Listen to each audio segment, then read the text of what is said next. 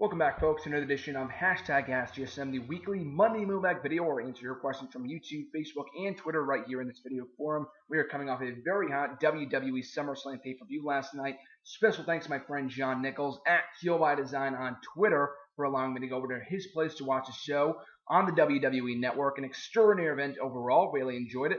One of the best parts of the show by far was the fact that they announced that SummerSlam next year, for the first time since 2008, will be held in a location other than Los Angeles. It's coming to the New Jersey, New York area next summer. So I'm very much looking forward to attending that with John. But nevertheless, a lot of SummerSlam questions as expected for today's video. Kicking it off, though, Jose C. from YouTube.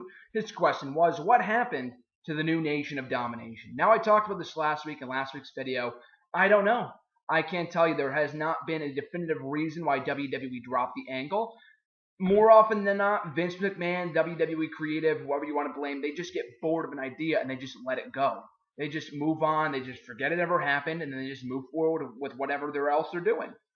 And it sucks because unlike someone like like an Adam Rose that got bored with, Bo Dallas are now rumors of that they got bored with, which I am disappointed with. But the new Nation of Domination was an angle that people had been talking about since it initially started. I personally got excited for it, and many people got excited for it. I've seen so many people disappointed by the fact that this thing is not surfacing, it's not happening. Usually, I'll give it like a week or two before I complain about it being dropped, but it has been 2 or 3 weeks since we last saw the Nation of Domination, or this new incarnation of that group, whatever you want to call them. That's kind of the closest thing that comes to mind. And even though they wouldn't go with the race card anyway, as Xavier Woods said on Twitter, whatever, but it had been a couple of weeks, and it doesn't look like they're continuing with the angle whatsoever. And it sucks because, like I said before, it had potential to be one of the best angles that WWE has done in a while. Maybe not one of the best, but definitely one of the most intriguing. Because, like I said before, it got people talking. It was something fresh, something for Kofi Kingston to do, especially since he's been stale for 6 years now since he debuted in WWE. Big E and Xavier Woods both have not been doing anything since the start of the year as well. What sucks is all three guys are very talented, and they're doing next to nothing with them right now. The definitive reason, I don't know. Some people might say the whole Ferguson thing that's going on right now. That kind of all really happened after all the rumors had started, after the angle had been dropped. If anything, it was the final nail in the coffin of this angle, and it looks like they won't be bringing it back whatsoever, which sucks. Because like I said before, they haven't been standing together when they're even as last night, in the small, it's really the small details in that they weren't standing together during the Lumberjack match last night at SummerSlam, and there has been no mention of the group whatsoever. Like when Big E wrestled a singles match a couple of weeks ago against Rusev, no mention. Xavier was not out there. Kofi Kingston was not out there. Kingston wrestled the match last week against Seth Rollins on main event. No mention of the group whatsoever. No sight of the group.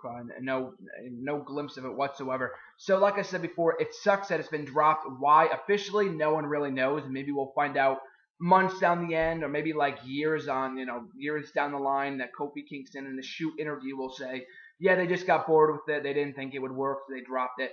It sucks, but we just got to move forward because it doesn't look like WWE is going to be bringing it back. So that's very unfortunate. But his second question was, who is your favorite wrestler characters ever?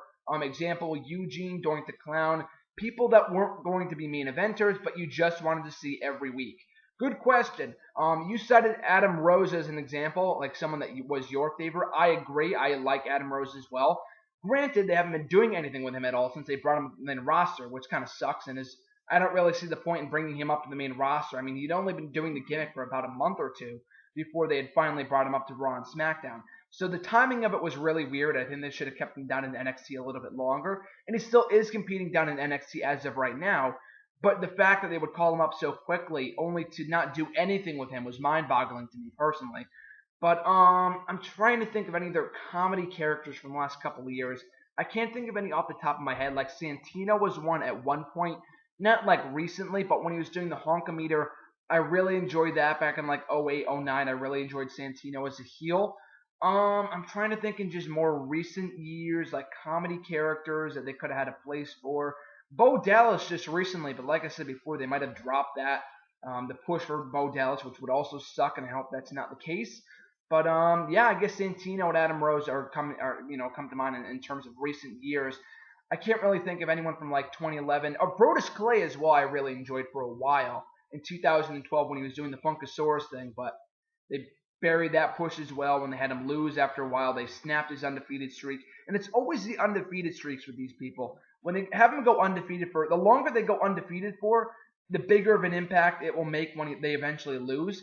And the harder they fall when they eventually do lose. Like with Ryback, when his undefeated streak was snapped in October of 2012, he did nothing after that. They killed the character. He hadn't been officially killed off since his heel turn at WrestleMania the following year, or the day after WrestleMania at Raw against John Cena. But once the undefeated streak was snapped at the hands of CM Punk at Hell in a Cell 2012, the character really started to take a turn for the worse, which also sucked. Bo Dallas just recently. So once you give someone an undefeated streak, they mean next to nothing when that streak is over. So maybe undefeated streaks this day and age aren't the way to go. But that being said, what was I even getting at here? I can't even remember what I was. Oh, Brodus Clay. I enjoyed Brodus Clay for the first half of 2012. As the Funkasaurus thing, I mean, I think they brought it on. They dragged it on for as long as they possibly could, which I thought was a mistake. They should have turned him heel earlier. And because they waited so long for him to turn heel, that's why the heel persona flopped, and he is now unemployed by WWE. Next question. Jared J. from Facebook. Do you think WWE has wasted Rob Van Dam since the return, or has Rob Van Dam wasted his second opportunity to stand out with the company? Funny that you mentioned that. I was going to actually write an article on this for Bleacher Report at some point within the next few days. But to answer your question right now, absolutely I think they've wasted Rob Van Dam. He came in with a lot of big fanfare about a year ago when he came back to the Money in the Bank pay-per-view. And he had a good feud going with Del Rio. I mean, say what you will about the pairing with Rodriguez. And I thought that was a complete bomb from the start. But the matches were good. He helped put over Del Rio as a world champion. What that means now that Del Rio is gone, remains to be seen. I mean, I guess it's kind of up for debate. But Rob Van Dam, I thought, was also doing well when they brought him back a couple of months ago, right after WrestleMania. He had a good feud going with Bad News Barrett. He was involved in the IC title picture. And then after that, they have done nothing with him over the last 2 months. He's been involved in a random Money in the Bank ladder match. He wasn't involved in the IC title Battle Royal Battleground due to being, I think he was out with an injury for a while. So it really sucks that Rob Van Dam has been wasted. And I think part of it, like you said, I wouldn't say that Rob Van Dam himself has wasted his second opportunity with the company. WWE, and some people will always say that, he needs to evolve, he needs to turn heel. I don't know how well that would work in 2014. I know I was petitioning for that to happen in TNA, but I don't know. He has better matches in WWE, but nowadays it's just recently loss after loss after loss. Having him lose so frequently, I think, is what killed the character of Rob Van Dam just recently. A win over Rob Van Dam about a year ago would have meant something, but now that he loses so frequently, he's just another jobber to the stars, which sucks because I know, given the fact he's a former WWE champion, a main event star, a top star in the company. So I do think that they have wasted Rob Van Dam. I'm not saying they should put the world title on him. They're going to push him to the moon. But at least give him a substantial feud to work with instead of having him fucking job out to, Rusev every single week or whoever he's losing to nowadays, Seth Rollins.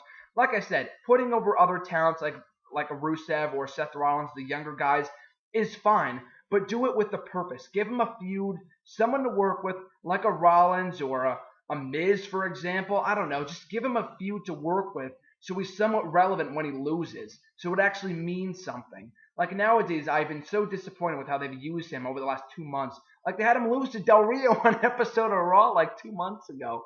Like I think a month ago, right before Battleground. And that was like, I was scratching my head like, why?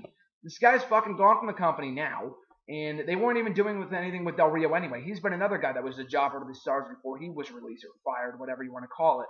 So absolutely, I think they have wasted Rob Van Dam. Yes, he could evolve, but like I said before, I don't know how well that works in 2014. The guy is over. It's not like people aren't intrigued by Rob Van Dam. I'm a big RVD fan. He can still have good matches. He's over. He hasn't evolved in the last 20 years since his wrestling career started in ECW.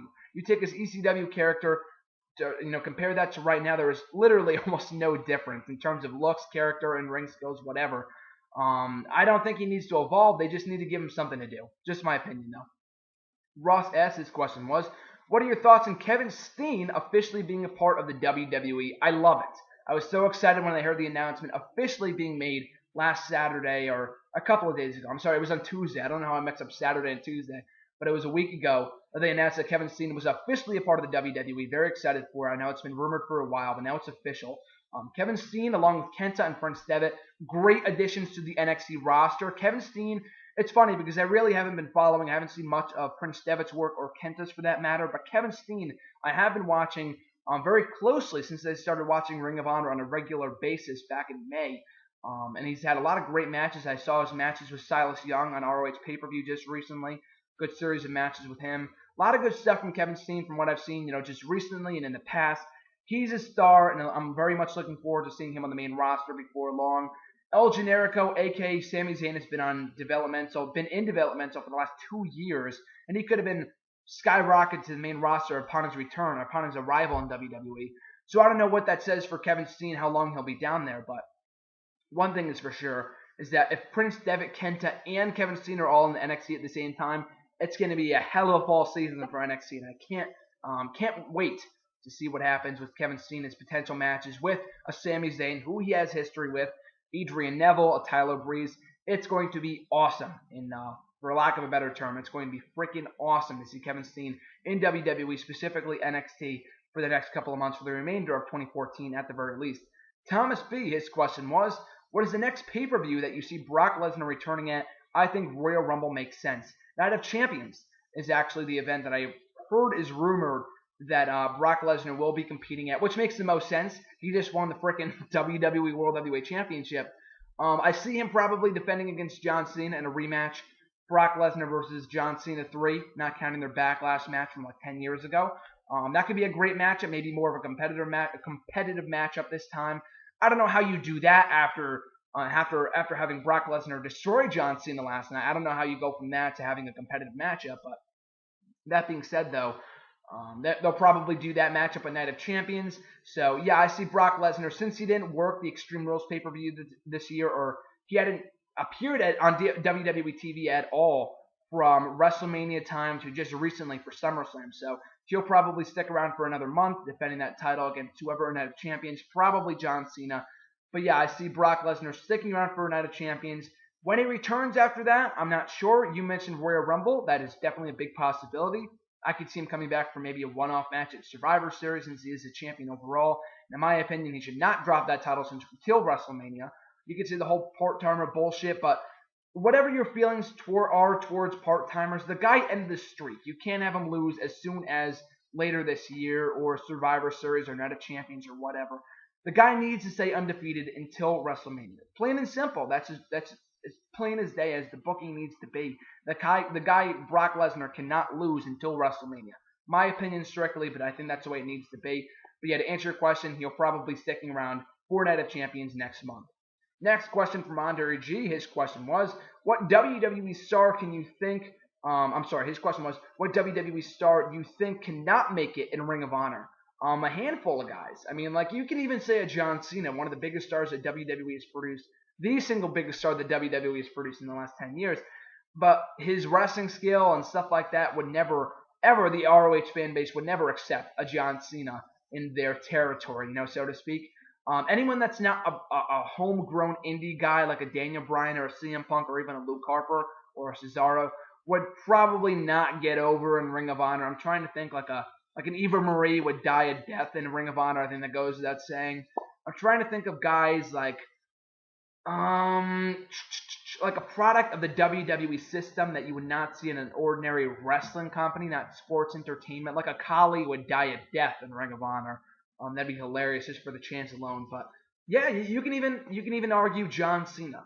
John Cena, the biggest star in WWE right now, would not work in Ring of Honor just because of his gimmick, his wrestling skill, everything. The guy would not get over in Ring of Honor because they would reject him so much. Not in the fact that he would get a polarizing reaction and that half the fans would be cheering him, half the fans would be booing him. He would sell merchandise. Even in Ring of Honor, I do not think that John Cena would be a big star because they would reject him. My opinion, though. His next question was, what are your thoughts on Charlie Haas's entire career? Interesting question. I really haven't seen much of Charlie Haas. I mean, I know he did the whole World's Greatest Tag Team with Shelton Benjamin about 10 years ago. during the point in time that I was a fan, when I started watching in '08, I've only seen his work is when he was doing the impersonator thing. Like what Damien Sandow's doing now, I thought Charlie Haas was perfect for that role. I thought it was hilarious whenever he did it. But overall, I think the guy's a really good wrestler. I think he might have recently retired.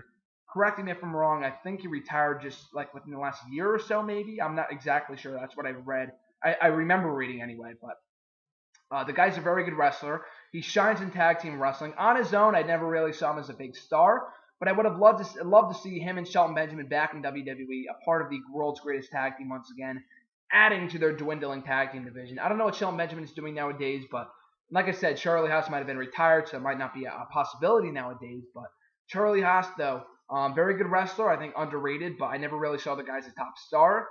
Anything really on his own. I think his best work in WWE was when he was with Shelton Benjamin, part of the world's greatest tag team in 2004, 2003, during that period of time over on SmackDown. Nathan D, his question was, out of any ex-WWE WCW star, who would have the most successful return? I said Kurt Angle. Kurt Angle, I think if he was to come back within the next couple of months or so in time for WrestleMania, I think the crowd would go ballistic for a Kurt Angle return to the WWE. I can't think of anyone really else. I mean, I have my list of superstars that I want to see back in WWE, like in terms of personally. Like a CM Punk is the top of that list. Like I would love to see CM Punk back, obviously. I mean, wearing his merchandise right now. But CM Punk needs to come back at some point. Kurt Angle. I can't really think of anyone else that I'm dying to see come back. Like a Jeff Hardy, I think also could have a very successful return. The guy was over as all hell in 2008, 2009. Arguably one of the biggest baby faces that WWE had at the time. And it's unfortunate that he went to TNA instead of WWE. I mean, he's had a good run in TNA, but I mean, the guy was so over in WWE. And even he recognizes it. The fans beloved him. They loved Jeff Hardy during that period in time. That he would make a successful return to WWE if TNA was to close down. Not saying that's going to happen, but if it was to, Jeff Hardy to WWE would be a logical move. But I would say any ex-WWE star like a Kurt Angle or a Jeff Hardy could make a successful return to WWE at some point. I mean, sooner the better. I think the longer they wait, the less fanfare they might have. Kurt Angle especially, the guy can't work as well as he used to, especially given all the injuries and stuff like that. But if he wants to make a return to WWE, now is the time. Jeff Hardy could wait a couple more years, maybe not 15 years, as he said in a recent interview. But in terms of WCW stars, I can't really think of any WCW guys that would stand out as making a return. I mean, Sting isn't really a return because he's never been in WWE officially, so I wouldn't really count him. He could make obviously a successful debut. That goes without saying. The guy's never wrestled a match in WWE. There is money to a match with Sting in WWE come WrestleMania 31, in my opinion. But that being said, Goldberg maybe, but even he's a guy that I really couldn't care less if he never made a return. His last run with WWE was, I'm not going to say a flop, but the world title run was short-lived. The match with Brock Lesnar was a fucking catastrophe. So I really have no desire to see Goldberg back in WWE. Even if it was for one more match, the guy's going to win. The guy's a money hog from what I've heard. I'm not going to say that officially, but I don't think he would come back if he was going to lose. So what's the point of bringing Goldberg back if he's going to win a match against John Cena or Ryback, as some people have said? I really just don't see any money in that. I don't really see any purpose in what that serves, but just me, though. But yeah, I would love to see Jeff Hardy and Kurt Angle in terms of ex-WWE stars back in that company at some point. His second question was, also, do you think it would be beneficial for the tag team division if Paul London and Brian Kendrick were to return to WWE? Absolutely. I don't know what they're doing nowadays, but Paul London and Brian Kendrick were easily one of the best tag teams that WWE's had in the last 10 years alone. Longest reigning WWE tag team champions in WWE history. Had a great run with those belts over on SmackDown in 06 to 07.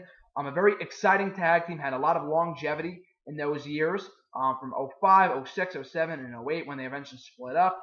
Brian Kendrick, I think he could add some potential on his own as the Brian Kendrick, but they dropped the ball on that within a few months. They got bored of that, much like they did with Bo Dallas and New Nation of Domination. I mean, this goes back years ago. This isn't just a new thing. But anyway, yeah, absolutely. I think Paul London and Brian Kendrick would absolutely add to the tag team division in WWE. Like I said before, I don't know what they're doing nowadays. I don't even know if they're currently tagging on the indies. I don't think so.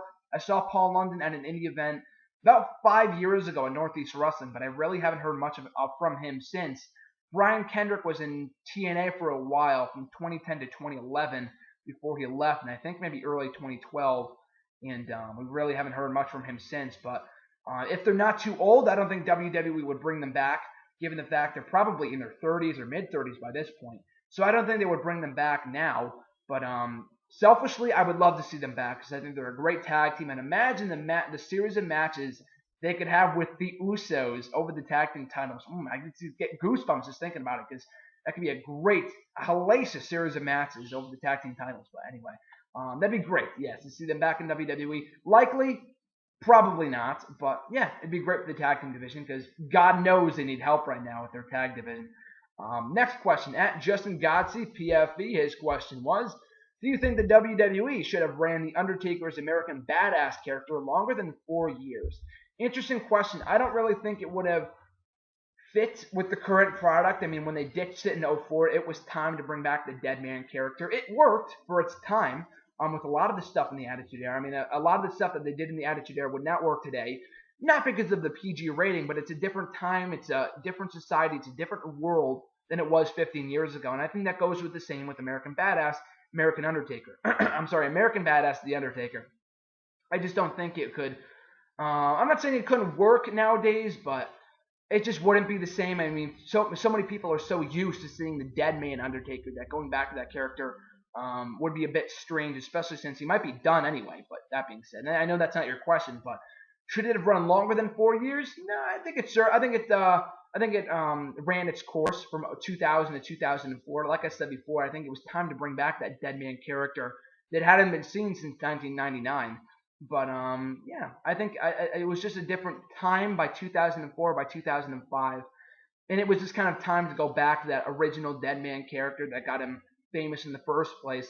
So no, I don't think it should have run longer than 4 years. I'm not saying it couldn't have worked, but I think it ran its course in that period of time from 2000 to 2004.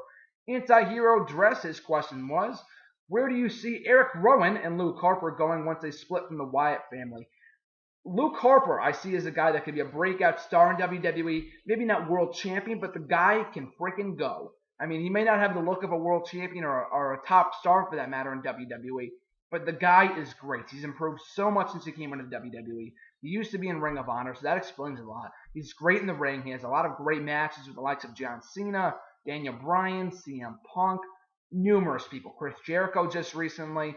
So Luke Harper, I think, has a very bright future once the Wyatt family runs its course. When that will be, hopefully not anytime soon, but Luke Harper I could see having a very bright future in WWE once they eventually break up. Even Eric Rowan, I mean, some people say that he's the weakest member of the Wyatt family, and while that is true, it sounds a lot harsher than it actually is, because he actually is very good. He's also improved a lot since he first came onto the main roster about a year ago. He's like one of those NXT guys that really doesn't have much indie background, or at least from what I've heard, but he's improved so much in the last year alone, having also good matches with Daniel Bryan, Jericho, Cena, whoever else. I don't know where he goes after the Wyatt family. I think Luke Harper will be more successful as a singles competitor than Eric Rowan. Take my word for that right now. But I think Eric Rowan could fare well for himself if he was to eke out a nice career on his own. How successful he may be, I have no idea. I don't see world title caliber careers for either guy, for Rowan or Harper. But Rowan has come a long way in the last year, and I think he could have a nice singles run when they eventually break up the Wyatt family. At Green Day Bunny X, her question was, what do you think about the roster reveal of the new WWE game, WWE 2K15? A lot of different thoughts in this. I'm not going to get into it all right now. I'll talk about this on Wrestle Rant Radio this week. But the revealing of the roster itself was very odd. I watched it live. I thought the panel was great with Stone Cold and Cesaro and Cena and Reigns and Hogan and Sting. I thought it was great. But that being said, the roster itself, they only revealed like half of the roster. So it confused a lot of people like, so is Kane not going to be in the game? Mark Henry, like what's the deal here?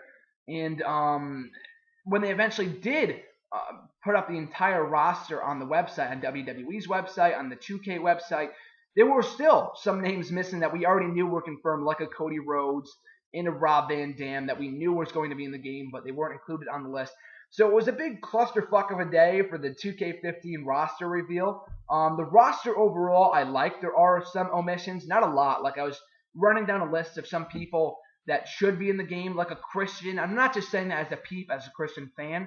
The guy was in the main event of the Elimination Chamber. Maybe not, headlining on his own, but the guy was involved in a WWE World Heavyweight title match in the main event of Elimination Chamber. I think that alone earns him a spot in the new video game, especially if he's had more in-ring time and more TV time in the last year than Rey Mysterio. Some people will say, he's gotten Rey Mysterio's more kid-friendly, Christian isn't. But Christian, how many times over the last 4 or 5 years has he been out for a long period of time, yet still makes it into the new game? Maybe they wanted to cut out some of the, trim the fat, so to speak, so they can make way for some of the new names, like an Xavier Woods, who I enjoy is in the game, by the way. I'm a big Xavier Woods fan. I know a lot of people didn't really care for him being in the game, but I like it. But that being said, though, I look forward to it. The Wyatt family made it in the game. Jericho, Tyson Kidd, and Justin Gabriel were also very nice additions.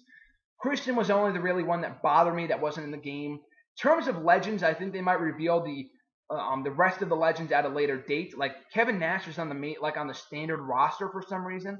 Hogan, I understand. Rock and Austin, I understand. Kevin Nash didn't really make any sense, so hopefully they get him with guys like Andre the Giant, Roddy Piper, the Ultimate Warrior, who was inducted this year into the WWE Hall of Fame, Razor Ramon even. So with that being said, the roster as a whole I like.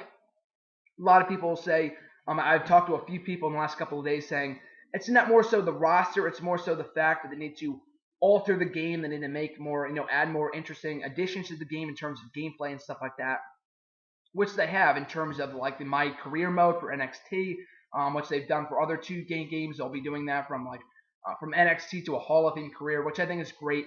It sucks that it's only for the current gen systems. I own a Xbox 360, so I will not be able to get that portion of it. But that being said, I think it's great. The roster reveal itself left a lot to be desired. There's a lot of confusion over who was confirmed, who wasn't, but the roster itself I think is solid, aside from a few omissions like guys like Christian. But that's pretty much it, though. I think he's the biggest name in terms of current guys that was omitted from the game for whatever reason. Let's see. Next question from @Josia Blevins. I'm sorry if I mispronounced your name, botched that completely. But your first question was, I am a big fan of Bray Wyatt. What do you think the future holds for him? And also, how would you book him in the near future? Bray Wyatt, I think, goes without saying, will be one of the biggest stars in WWE for years to come. He still has some work to do, but his mic skills are stellar. His in-ring skills are very solid. And to think that he was Husky Harris 4 or 5 years ago was absolutely amazing to even think about. I mean, the guy has come a long way in the last 5 years alone. So that being said, Bray Wyatt, I think, will be a big star in WWE for a while to come.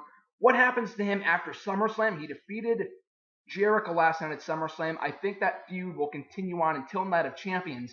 But with that being said, though, what do you do after that feud? I don't really know. We were talking about a couple months ago, what does he do after his feud with John Cena? I didn't really foresee the feud with Jericho coming along because I didn't think Jericho would be back. That was one of the big shockers of the year for me, being there in person for it. With that being said, though, what do you do with Bray Wyatt for the remainder of the year? He shouldn't be involved in the title picture, the world title picture.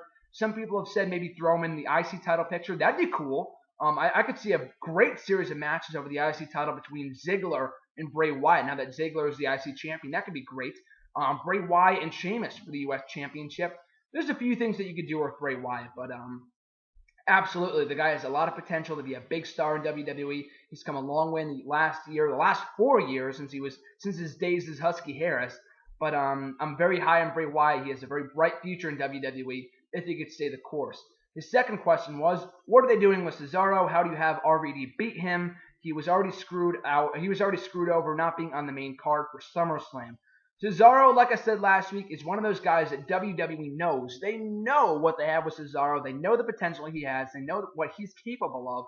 But they just don't really have anything for him right now. Even John Cena said at the most recent 2K15 panel that he would be very open to working with Cesaro and being his next opponent after Brock Lesnar, which I've been saying for months. I think Cena versus Cesaro is, like I said, I've been saying this since their first match on Raw back in February.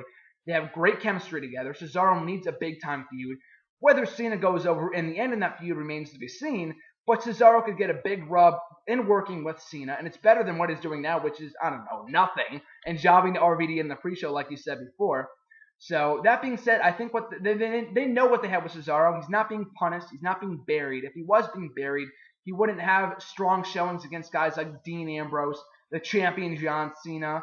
Who else did he face recently? Jack Swagger. He wouldn't be having these good matches. He'd be jobbed out in a minute or not on TV at all. So I don't think he's being buried. I think they're just kind of waiting until they have something for him, which could be as soon as tonight, now that SummerSlam is over and a lot of people are without feuds. I think he could work with Jericho. He could work with John Cena. There's a lot of people that Cesaro could feud with, and I think they'll probably find some substantial role for him post SummerSlam, or at least I hope. Next question comes from Ambrose311. His question was, do you think Roman Reigns will be the one to conquer Brock Lesnar? I do think so. I think there is a very short list of people that should be the ones to defeat Brock Lesnar, be the first ones to be the one who defeated the one who ended the one behind the 21-1 or whatever the hell you want to say. I can't pronounce. I can't say it exactly. But anyway, though, I think Roman Reigns should be that one. Whether he will be ready by the time WrestleMania 31 rolls around remains to be seen. But if you really think about it, who else could be that one to defeat Brock Lesnar? Daniel Bryan, a lot of people will say. But let's see. I mean, it's going to be double standards here because people are saying, it's CM Punk and no chance in defeating Brock Lesnar. Well, if CM Punk had no chance in defeating Brock Lesnar, how will Daniel Bryan, a guy that is barely 5 foot tall, how will he have any chance against Brock Lesnar, a guy that single-handedly fucking destroyed John Cena at SummerSlam? How is Daniel Bryan going to have any remote chance of defeating Brock Lesnar? It makes no sense from a storyline standpoint, from a realistic standpoint. The guy, Daniel Bryan, I think it could be a great match, don't get me wrong. It just doesn't make any sense, especially after Brock Lesnar has already destroyed the likes of CM Punk, John Cena, The Big Show, The Undertaker, Triple H. It makes no sense. So Daniel Bryan, no. It would be cool. I wouldn't mind it, but it makes no sense from a storyline standpoint. So no. Dean Ambrose, maybe, but again, on the smaller side, would easily get destroyed by Brock Lesnar. Roman Reigns is the only one that makes sense. Whether he's ready by WrestleMania time or not, like I just said before, we have to wait and see. I mean, he's improved a lot in the last 2 years alone, but it's completely different from being in the main event of a pay-per-view against one of the biggest stars in the last 10 years, the WWE World Heavyweight Champion, Brock Lesnar. I do think Roman Reigns should be the one. Like I said, no one else comes to mind. John Cena, absolutely not, especially after getting destroyed by Brock Lesnar last night at SummerSlam. CM Punk will not be coming back by that point in time, and even if he did, I don't want to see him beat Brock Lesnar. It'd be cool, but I mean, like I said, it doesn't make sense from a realistic standpoint. So I think, Roman Reigns should be the one to conquer Brock Lesnar, as you said. At Ethan Loves WWE, a couple questions from him. First one, do you think the Lesnar and Cena match should have been as one-sided as it was? Yes, I think it was a completely different atmosphere, a completely different matchup from their Extreme Rules matchup from 2012. So I'm not going to compare the two on which one was better. They told two completely different stories. This one, Brock Lesnar, the whole hype going into this was that he was only at 50% at Extreme Rules at 2012. He was coming off one of his, diverculitis or whatever he had at the time. Now he is 100% destroyed John Cena. So it was something out of the ordinary. We have never seen John Cena squashed that badly before, and it made for great television. It was exactly the match it should have been, and I very much enjoyed it. I thought it was great. So, I don't think it was a bad idea for it to be as one-sided as it was. If anything, it was fresh, it was exciting, people loved it, it made sense. People will say, oh, why do you have that part-timer do that? It doesn't matter if it's Brock Lesnar, Chris Jericho, The Rock, Methuselah, it doesn't matter who the fuck it is destroying John Cena, or whoever it was, whoever this part-timer is. The guy ended the streak at WrestleMania. That's why I don't think a lot of people understand. I'm not in favor of part-timers getting long runs with the title. It's best for business, sure, but I mean, I wasn't a fan when Rock was champion. The only reason why it makes sense now is because Brock Lesnar ended the streak. If he lost to John Cena last night, I would have lost all faith in WWE to do the right thing ever again. Because this guy ended the streak, one of the most important things, if not the single most important thing in sports entertainment in the last 20 years. The guy needed to win last night. I don't understand why people are so upset, why some Cena fans are so upset that he lost last night. He needed to win. Brock Lesnar needed to win that matchup. That's as Simple as it gets. And it needed to be as one-sided as it was because they need to put over how dominant Brock Lesnar is. So I have absolutely no problem with the way that the match went last night. I thoroughly enjoyed it for one. Second question from Ethan. How would you rank SummerSlam 2014 in comparison to the 2002, 2008, and 2013's editions of the pay-per-view? Great question. 2002, actually it's very funny that you asked this because I actually watched all 3 pay-per-views in the last week or so on the WWE Network when I was on vacation. So they're all fresh in my mind. 02 is widely regarded as one of the best of all time. I think some people underrate 92. I think that's also one of the best of all time. Someone recently told me that WWE.com did a list on their website of the greatest SummerSlams of all time. That SummerSlam 2013 got number 1. And if that got number 1, I think last night's was better than that. Because if you really think about it, in my opinion, I thought last night's pay-per-view was perfect. The only thing worth complaining about was the Rusev Swagger matchup. I thought it should have been a standard flag match when you have to grab the flag and no pins or submissions, and that Swagger should have won. But that aside, everything else was perfect. And I wasn't even that pissed at Rusev winning his matchup last night. I thought it made sense because they're trying to build him up as an undefeated monster. So even that made sense to me personally. But everything else I thought was near perfect. So I would give it a 9 out of 10. And absolutely, I think it was better than the 02, 08, and 2013 editions of those pay-per-views of SummerSlam. All 3 editions were amazing. All 3 of them were spectacular. But none of them were as near perfect as this one was last night. Even 2013, you go back, the mixed tag team match, the Bray Wyatt-Kane match was horrible in my opinion. So that had some of its flaws. It had very few flaws for 2013. But this one had very few flaws, if any at all, aside from Rusev and Swagger, in my opinion. And same thing can be said for 02 and 08. Those matches had their respective undercard matches that a lot of people just didn't really care for. So I think 2014, the undercard was great, the main events were great, the results were great. Like I said before, the only outcome I would switch was Swagger and Rusev. But aside from that, I thought it was a damn near amazing pay-per-view last night at SummerSlam. Third question from Ethan. Would you rather see Roman Reigns or Daniel Bryan, if he's healthy, win the Royal Rumble and beat Brock Lesnar at WrestleMania 31 for the titles? I just explained this question a few minutes ago, but it has to be Roman Reigns. Daniel Bryan does not make sense from a storyline standpoint. This is the guy that destroyed CM Punk, destroyed The Undertaker, destroyed The Big Show, destroyed John Cena, destroyed Triple H. Why would you have Daniel Bryan beat him? You know what I mean? I know it makes sense. You want to make him the next face of the company. That's great and all. But Daniel Bryan, if we're talking about like a realistic UFC monster right here in the form of Brock Lesnar, Daniel Bryan should not beat Brock Lesnar. I can't see that happening. I'm sorry. So Roman Reigns makes the most sense. He might not be the greatest in-ring wrestler, the greatest mic guy. I understand that, but he's over right now. They're pushing him. You just got to get used to it. And he's the only one that physically, from a build standpoint, makes sense in defeating Brock Lesnar. So yeah, I got to go with Brock Lesnar there. And his fourth and final question was, if Kurt Angle returns to the WWE, would you like to see one more Kurt Angle and Brock Lesnar matchup for the WWE World Heavyweight Championship? No. Actually, I know some people might be surprised at that answer. And even though they had a great series of matches in 2003, I think if Kurt Angle, if he was to come back to WWE, it would only be for maybe 1 or 2 more matches. I don't think he's going to work Raws and SmackDowns. The guy is not healthy enough to be able to do that. He's a big enough star where I think they could have a part-time schedule for him. So that being said, I think he could have one more match at WrestleMania next year. Even if that, I think that's still up in the air in terms of if Kurt Angle can pass his physical for WWE. So with that being said, if Angle's going to come back for one more matchup, it has to be with a newer guy. It has to be with a Daniel Bryan. It has to be with a Cesaro or a Ziggler even. I don't see that happening, or a Cesaro for that matter. CM Punk would have also been amazing. He needs to work with guys that he's never worked with before. That's the whole reason why I want to see Kurt Angle in WWE. There's so many fresh faces atop the roster right now that he has never wrestled before that he could have amazing matches with.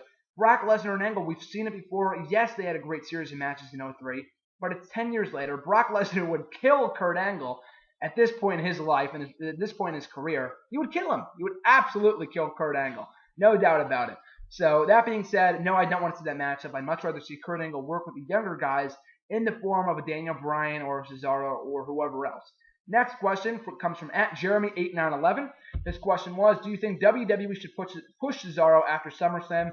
Yes, absolutely. I talked about this before. I just think they were just kind of waiting for the right time to give him something to do.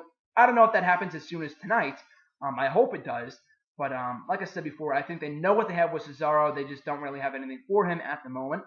@WOZ93.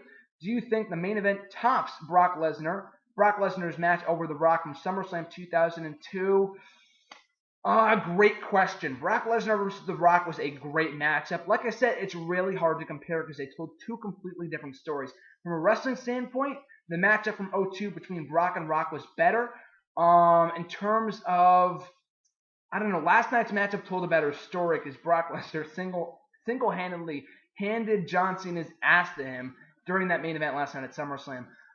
If I had to pick which one I was more entertained by, I mean, seeing John Cena get his ass kicked was entertaining, but the other match with Rock I thought was much better, was a better matchup. So, yeah, I would say that Brock's match with Rock from '02 SummerSlam was better, but Brock Lesnar winning the WWE World Heavyweight Championship this time around had more of an impact. It was something fresher because it was an absolute decimation of one of the biggest stars in the last 10 years. So, yeah, I think the main event from SummerSlam '02 was better, but even still, it's really hard to compare since last night's matchup told a completely different story. At Cody Collier 12, his question was, what do you see happening next with Brock Lesnar as champion, and what was your favorite moment and match on SummerSlam? What do I see happening next with Brock Lesnar? He should hold the titles till WrestleMania. He'll probably defend against John Cena in a rubber match, so to speak, after Cena beat him at Extreme Rules a couple of years ago. He'll probably hold the rubber match at Night of Champions, which is good. Increase the buy rate for that, or the pay-per-view buys, or subscriber count for the network, whatever you want to gauge it by. But that being said, he'll probably hold the championship till WrestleMania, which I am all in favor of. He cannot lose until WrestleMania, in my opinion. What else? My favorite match and moment from SummerSlam last night. Favorite moment? I loved when Ziggler won the IC title. I thought that was a great moment. Favorite match? I thought Ambrose and Rollins had the match of the night. From a technical standpoint, I thought Ambrose and Rollins had one hell of a matchup. One of the most entertaining, if not the single greatest, most entertaining lumberjack I've ever seen in my life. So Ambrose and Rollins, match of the night for me personally, even though Lesnar and Cena was also very entertaining to watch. Favorite moment? Brock Lesnar winning the title, Kurt Angle, Dolph Ziggler winning the IC Championship, and also it being announced that SummerSlam will be in New York next year, which I thought was also tremendous. So yeah, those are my favorite matches and moments from SummerSlam last night.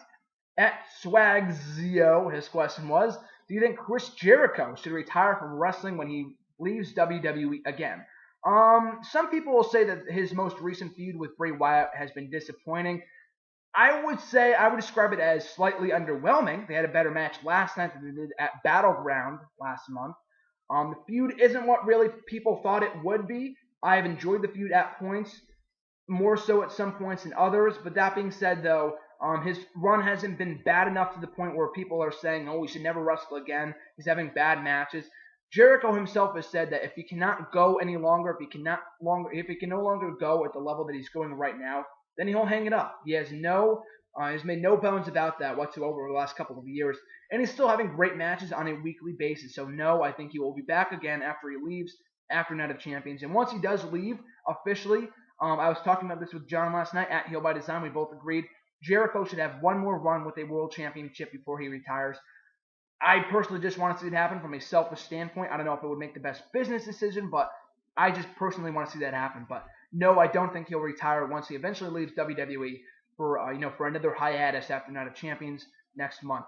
At RJ from WrestleRant Radio, his question was, what do you see next for Seth Rollins and Bray Wyatt? Rollins and Ambrose, I really want to see that feud continue, which I do think it will. I think they just prolonged the inevitable with Ambrose going over Rollins, which I thought was great, by the way. But Ambrose is scheduled to presumably take time off to film the new movie. I mean, I don't know why people are saying he'll be gone for a long period of time. Like Randy Orton filmed 12 Rounds 2 for WWE Studios a couple of years ago, and he missed no TV time whatsoever. But then again, Big Show took TV time off. He wasn't on TV anyway, but he took time off a couple of months ago to film the new Vendetta movie. Hornswoggle, same thing. So it really all depends. We just gotta wait and see. And if Ambrose does indeed take time off, and how much time he takes off remains to be seen. But that being said, though, what's next for Rollins? I don't really want to see him involved in the title picture just yet. Cena-Rollins feud would be great. I don't know what they do with Lesnar as champion. I don't know if they crown an interim champion or whatever, but that being said, though, Rollins versus Jericho would be a great feud. I know Jericho's leaving, but That'd be awesome. In terms of Bray Wyatt, I talked about this before when I answered someone else's question, but Bray Wyatt versus Ziggler for the IC title, for the U.S. Championship against Sheamus. I think both feuds could be great. Him versus I can't really think of many more feuds right now, but it's going to be interesting. I think, like I said before, they'll continue the Jericho feud until Night of Champions. Whether you're in favor of that or not, it really depends on the person. It's really on a person by person basis. Whether you want to see that feud continue, some people have been disappointed, some people have liked it. It really goes 50-50. But that being said, though, I do expect a rubber match with Wyatt and Jericho at Night of Champions next month. So that's probably what's next for Wyatt. But after that, I'm not really sure. But like I said, I'm a feud with either Ziggler or Sheamus for either the respective mid-card titles would be great in my opinion. At the Wrestle Guy, his question was, do you see Roman Reigns becoming a John Cena-like guy, being the loved but hated guy at the same time with boos and cheers, etc.? I think so. Roman Reigns, it's very interesting. Some people are very high on Roman Reigns. I am high on Roman Reigns. I think he'd be a top star for the company. But I've already seen a lot of people on the internet from the IWC sour on Roman Reigns because he's not great in the ring. He's not great in the mic. The guy is a work in progress. Is his push coming at the top too soon? Yes, I think that is debatable. I think that it might be too soon for Roman Reigns. But the guy's making the most of what he's had. His promos as of late has not been strong, but like I said before, he is a work in progress. He's coming along nicely. So with that being said, though, I do think he could very much be like the next John Cena, and not having a big move set or the best promos, but when he's serious, people like him. He's got that cool factor that John Cena doesn't have, so that's kind of the biggest difference between Cena and Roman Reigns. But absolutely, I think he could be that loved but hated guy by the IWC in terms of being loved by the girls for his look and that cool factor, but being hated by the guys, the diehard wrestling fans, for not having a bigger move set and more elaborate promos and stuff like that. So absolutely, I could definitely see that comparison. Next question from at Reborn Again. His question was, do you feel they'll try to have John Cena address Nikki Bella's heel turn tomorrow night on Raw? Or, he asked this last night, or soon after? I don't think so. If only because it's weird, because I was talking about this last night with John, in that they have acknowledged so many of the Total Divas storylines on WWE TV, most notably Brie Bella and Daniel Bryan's marriage, but they have not acknowledged at all Nikki Bella's and John Cena's relationship. Because if they did, they would have John Cena coming to the aid of Nikki Bella instead of having him watch on the sidelines as she's getting her ass handed to her every single week on Raw this past summer when she was being bullied by the Authority. So that made no sense, and why they didn't acknowledge that and not have John Cena come to his fiance's aid. But that being said, though, they'll probably not have him address it. I wouldn't be surprised if they did it at some point, but John Cena is currently tied up with Brock Lesnar, so keep the focus on that right now, instead of focusing on Nikki Bella. So I don't think they'll probably have him address her or even acknowledge it whatsoever. But it will be interesting when it comes time for Total Divas to be rebooted. And I know they're filming this now, but when they'll air this, it might not be airing until like WrestleMania season next year in terms of like the footage from what that happened at SummerSlam and stuff like that. But no, to answer your question, I don't think they'll have John Cena address Nikki Bella's heel turn because they haven't acknowledged the relationship at all on WWE TV, which I thought was strange. Final question comes from at WeGaza487. His question was, Randy Orton hasn't won a pay-per-view match since Elimination Chamber 6 months ago. Do you think he is, quote-unquote, losing it? I wouldn't say that Randy Orton is losing it. I think this WWE, and it's really hard to always blame creative for everything. I think just Randy Orton is one of those guys that I think the more motivated he is, the better the feud is, the better matches he'll have. And I think last night was a very good example of that. I think the feud with Roman Reigns and Randy Orton has exceeded expectations. It's not been stellar, but it's been far better than I ever expected it to be, especially given that I was hoping for Triple H versus Roman Reigns at SummerSlam. I'm glad they didn't rush into that now looking back in retrospect. But that being said, though, Roman Reigns and Randy Orton have had a very good feud over the last 6 months or so. Over the last couple of months. 6 weeks, I meant to say. And then they made the most of it. They had a very good match last night at SummerSlam. And Roman Reigns went over clean. Good win for Roman Reigns on pay-per-view. Randy Orton, he hadn't even won a singles match in like 3 or 4 months up until just a couple of months ago. So the way they're booking Randy Orton is very odd. I'm liking the fact of bringing back that old Viper sadistic personality that he used to have about 5 years ago before he went babyface. I like that side of the Viper of Randy Orton more than the cowardly, bitchy Randy Orton that we got when he was a part of the Authority, in which he still is. But at least he's not, walking away with his tail between his legs like he was doing in late 2013, which I thought was bullshit. I'm a Randy Orton fan. He's not my favorite wrestler or anything, but he's a good worker, and he can have great storylines and great matches when he's motivated. And I think last night was a good example of that. And here's hoping. I don't think he's losing it. I mean, I know he's like up there in age and whatever, but I don't think he's losing. He has a couple more years left in him, at least another 5 more years, even if not more than that. With that being said, though, I think it's just WWE's odd booking of Randy Orton. Randy Orton really hasn't meant much in the last couple of years, and they've done a better job more recently with Randy Orton, building him back up to be a threat, but he still needs more work to do, and he fits that bill so perfectly in being that villain that WWE so desperately needs right now, that main villain that people can just ooze hate, you know what I mean? So I think Randy Orton fits that bill to perfection. They just need to book him accordingly. You know what I mean? So here's hoping they can stay the course with Randy Orton, don't have him go back to being that bitchy, whiny, little scrawny Randy Orton that he was a couple of months ago in late 2013 when he was a part of the Authority and just bitching and whining and complaining every single week. That's not the Randy Orton that I know and love. I love the Randy Orton that he was the Viper, the heel Randy Orton. That's the Randy Orton that a lot of people love and want to see. And we have seen that in recent weeks, so I commend him and WWE for that. So that's going to do it for this week's hashtag AskGSM video, a blockbuster video with a lot of SummerSlam questions answered. So thanks, guys, for sending in the questions. Always appreciated. You guys are awesome, needless to say. If you want to send in a question, make sure to leave a comment down below in the YouTube section, in the YouTube comment section. I'll include it in next week's video. Or you can even tweet me on Twitter at WrestleRant, on the Twitter with the hashtag AskGSM, or even find me on Facebook. The page is Graham Jason Matthews. Leave a comment on the wall. I meant to say wall. Anyway, you can leave a comment on the post that I usually put up on Sunday night when I ask for questions. So make sure to like, comment, and subscribe. All support is greatly appreciated. I'll be back next week with another video. Thanks for watching, folks. I'm Graham Jason Matthews, and I'll catch you then.